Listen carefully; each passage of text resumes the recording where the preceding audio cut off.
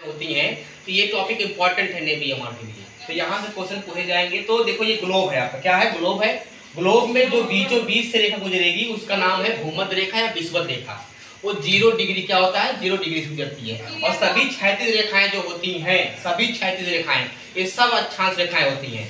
इसी के ऊपर पृथ्वी को अगर पूछेगा दो भाग में बांटने का काम कौन करती है, तो ये विषुवत रेखा या भूमध्य रेखा कह सकते हो। ऊपर का जो पार्ट होगा पृथ्वी को दो भाग में, उत्तरी गोलार्ध है, ये दक्षिणी गोलार्ध है। अब भारत कहीं पूछेगा भारत किस गोलार्ध में है, तो भारत आपका उत्तरी गोलार्ध में है।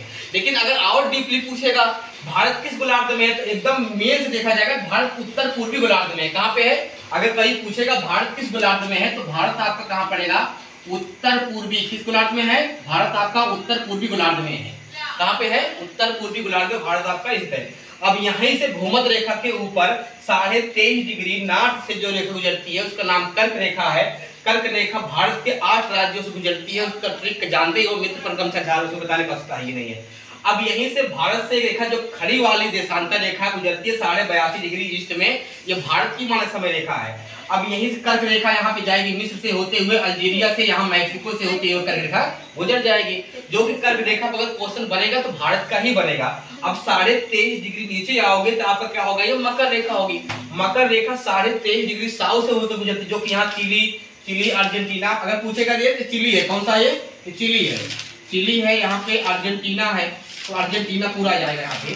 तो ये कहाँ से अर्जेंटीना जाएगा, अर्जेंटीना यहाँ से गुजरती है, अर्जेंटीना से गुजरती है। उसके बाद यहाँ साउथ अफ्रीका से ये सब जाती है, मकर रेखा है। मकर रेखा पूछेगा 23.5 डिग्री साउथ, मतलब दक्षिणी गोलार्ध से गुजरती है यहाँ पे। अब बात आती है यहाँ पे कि जो कर्क रेखाएं होती है, जो मकर रेखाएं होती है, सब काल्पनिक रेखाएं हैं। कुल कितनी अक्षांश रेखाएं होती हैं, तो बीच में 0 है, भूमध्य रेखा है। इसके ऊपर जाओगे यहाँ से भैया 1 2 3 4 ऐसे मिलता जाएगा, 23.5 है।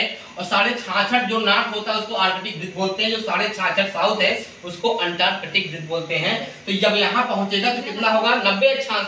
ये नीचे साउथ भी यहाँ 90 अक्षांश होगा। तो 90 वो एक रेखा क्या हो, बिंदु मिल जाएगा। तो 90 को निकाल देंगे तो ऊपर 0 के ऊपर 90 होगा। 90 में घटाओ कितना मिलेगा, बताओ, 89 करो।